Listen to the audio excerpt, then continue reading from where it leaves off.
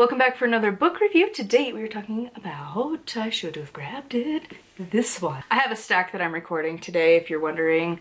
I've got these three that I'm talking about as I record today. So anyways, this one. So this is The Practical Witch's Spellbook for Love, Happiness, and Success by Cerridwen Greenleaf. Now I have read one other book from this author. I kind of have the same opinion from then to now. So the thing with her books is the artist who is doing these books probably alongside her. I didn't actually check to see if it was the same person. I assume it might be.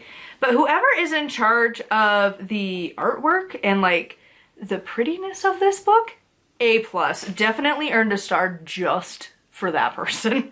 Not for the content, but like, it's so pretty. Like, the art is just gorgeous. Like, is that not just a beautiful cup of tea? Like, it's just so pretty. Whoever the artist is definitely did not make enough money from this book because they did such a good job. That said, the content, meh. So it's not bad by any means. It's just not also good. So there was a few sections that I read to my mom, who very little information on the craft at all. And I picked things that I knew she knew nothing about. And I was like, tell me if this makes any sense to you. And I would read it and she was like, what? I'm like, exactly. Do you feel like you know anything about that topic now? No, I think I'm more confused. Exactly. Same to my husband. Same thing. He's a witch, but he hasn't researched a lot of topics. He's really more into the Norse pantheon and a little bit of witchcraft. So he doesn't know a lot of the topics yet. Living with a witch, he learned some things. But some of these I was like, does this make any sense to you? And again, the answer was not really at all. Like, it didn't explain anything. And that was the problem. It's like, so almost an elevator pitch level where you have 1 to 2 minutes to explain to a person a concept. Typically this is more in the writing community where you have to pitch your author idea of a book, whatever, in an elevator ride. That's what the elevator pitch is how quickly can you describe your book in the amount of time an elevator ride typically would take. That level of a quick pitch is what every topic in this book was. It was very brief and it just left you with a lot of like, but you didn't explain context or like anything. It's so brief. And so it's not a bad thing, but I feel like if this is aimed at beginners, and like, I'm assuming it is by how it's described, they're not gonna know anything, really. And if it's for the advanced, in a way she's talking down to you and assuming you don't know things. So I'm not sure exactly who her intended audience is, but either way, I don't know that it's really getting, like, hit at all. Kind of just steering psychotically through the like realm of reading here. Again, Greenleaf loves to tell you to make your own alcohol at home. This can be very dangerous. I don't know why a witchcraft author is telling you to go make your own alcohol as if that's not extremely dangerous. Can you do it? Yes.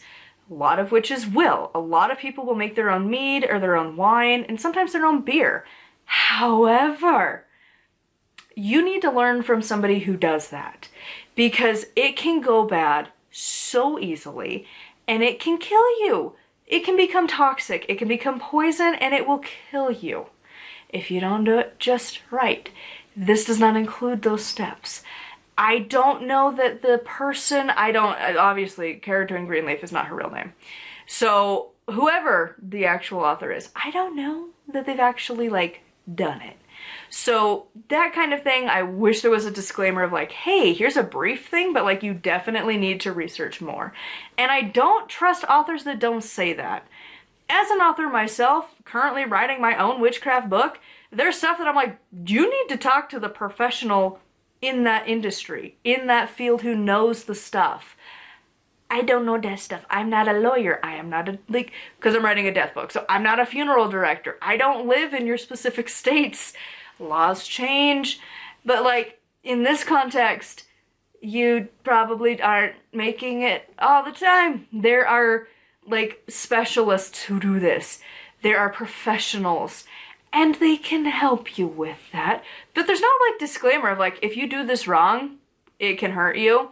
So that's always a red flag for me. The other thing is that there is no bibliography. Again, red flags, because I would love to know where you got your sources, especially for that in particular. Like, how do you learn how to make, I think it was mead specifically. Where did you learn that? Because I'm gonna guess it was a Google search. Probably not the greatest resource on the topic. And again, it can go bad really easily. So like, it's just one of those things. And then like she also had like really random correspondences too that definitely stray from like the norm, but no mention to the norm or like anything of like, this is not how it's typically done, but this is how I do it. Nothing like that. Just like, no, this is totally how it's done, even though it's like, what are you talking about? That's not normal. And like, even in the book that I'm currently going through, Outer Temple of Witchcraft on Patreon, like, he actively will tell you, like, a lot of people will use the wand with air or the wand with fire. And that fire is typically associated in the south, but in his tradition, it's in the east. Yes, it is nails on a chalkboard in ritual when he tells you to do that, because it's like, no. But that's his tradition, and of course that's how you know that your inner bell is like, nope, that's not for me. Absolutely not. But that said, there's no mention in this book for anything like that. There's no nuance of like, typically blah blah blah is associated with blah. No, it's just her version. And since, again, this is definitely not her real name, you do have to question some stuff. It also doesn't come from a witchcraft publishing house. That can also always be a red flag too. But overall, like, the information wasn't bad. It just wasn't really explained. And again, a couple of things that you'd want to research further and also be cautious of. But overall, like, it's not a bad book by any means. I just feel like it didn't explain anything enough to make it worth buying this book. Because this is $17 US. So like, it's not exactly a cheap book either.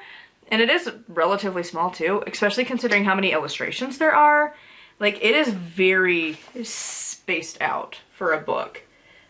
Authors will understand what I'm talking about. This takes up a lot of space, spacing all this out, spacing all this out. Like, there is a lot in here that there's not much written in the book, to say the least. So, I don't know. Just keep that in mind. I'm glad this is from the library, that I didn't buy this.